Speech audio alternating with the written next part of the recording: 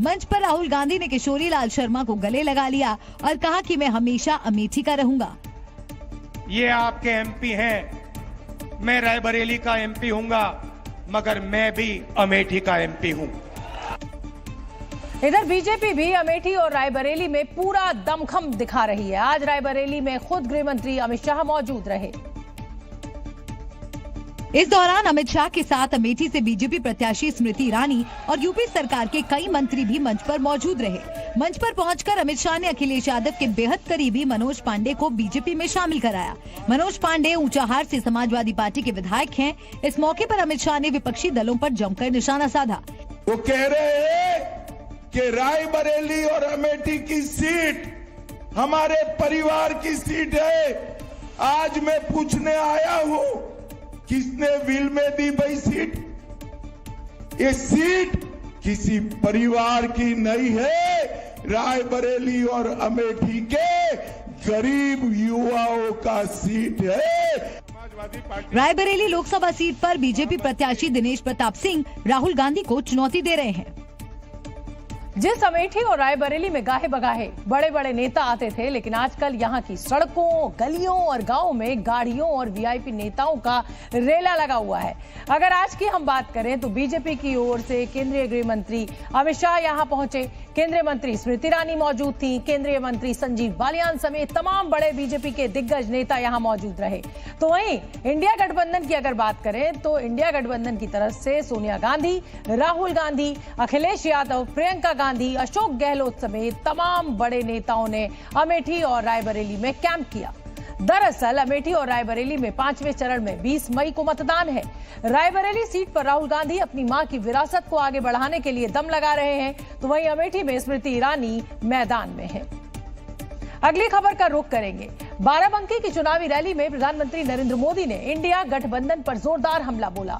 प्रधानमंत्री ने राहुल गांधी और अखिलेश यादव पर निशाना साधते हुए ममता बनर्जी को भी घेरा और कहा कि समाजवादी पार्टी के शहजादे अखिलेश यादव अपनी बुआ यानी ममता बनर्जी की शरण में चले गए हैं, क्योंकि रायबरेली की रैली में अखिलेश को नजरअंदाज किया गया।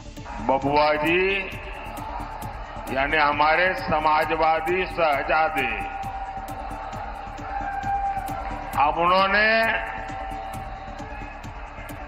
एक नई बुआ की शरण ली है। ये उनकी नई बुआ जी है बंगाल में। अरे बंगाल वाली बुआ जी ने कह दिया है, इंडी वालों को कहा है कि मैं आपको बाहर से सपोर्ट करूंगी। पीएम ने इंडिया गठबंधन में शामिल दलों के ताश के पत्तों की तरह बिखरने का दावा भी किया। यूपी के हमीरपुर में जनसभा को संबोधित करते हुए प्रधानमंत्री नरेंद्र मोदी ने समाजवादी पार्टी अध्यक्ष अखिलेश यादव पर आज जोरदार हमला बोला और तुष्टीकरण की राजनीति करने का आरोप भी लगाया। वोट बैंक को खुश करने के लिए लोग क्या करते हैं? जब यूपी में एक माफिया की मौत होती है तो ये उसकी कब्र पर फातिहा पढ़ने पहुंच जाते हैं। उत्तर प्रदेश के मुख्यमंत्री योगी आदित्यनाथ आज बिहार के उस लोकसभा क्षेत्र में पहुंचे जहां आरजेडी प्रमुख लालू यादव की बेटी रोहिणी यादव इस बार चुनाव लड़ रही हैं। ये लोकसभा सीट है सारण, जहां आरजेडी ने रोहिणी यादव को अपना उम्मीदवार बनाया है। वहीं बीजेपी ने अपने वर्तमान सांसद राजीव प्रताप रूडी को मैदान में उतारा है। राजीव प्रताप रूडी के समर्थन में छपरा में रैली करने पहुंचे योगी आदित्यनाथ ने इंडिया गठबंधन पर जोरदार हमला बोला। योगी आदित्यनाथ ने आरोप लगाया कि विपक्ष के नेता धर्म के आधार पर आरक्षण देने की बात कह रहे हैं, लेकिन ये उनकी मंशा कभी पूरी नहीं होने वाली। कांग्रेस